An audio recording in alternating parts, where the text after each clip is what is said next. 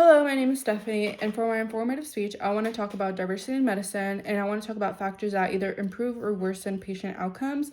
So, I want to discuss this because it's very prevalent in society today, and although I will be focusing my speech on issues that mainly affect Americans and is in the United States, it is an issue that affects like a lot of people globally and in lots of other countries. Some potential points that I want to talk about. The first one I kind of want to talk about is communication barriers or like language barriers. It like typically leads to miscommunication between like the physician or medical professional and the patient. Can lead to like really like large clinical errors and like misdiagnosis and other things like that.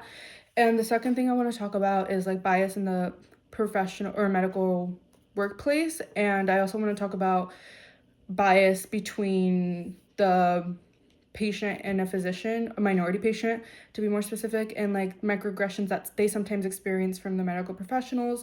The third thing I want to talk about is how increasing the third thing I want to talk about is increasing diversity in like increasing diversity and also like extending training for areas like being more culturally aware earlier on, like in medical school, like increasing that sort of training to be more to increase and improve patient outcomes and to be more aware of how to interact and behave with certain areas of patients, to like acknowledge them the appropriate way and not be dismissive and things like that.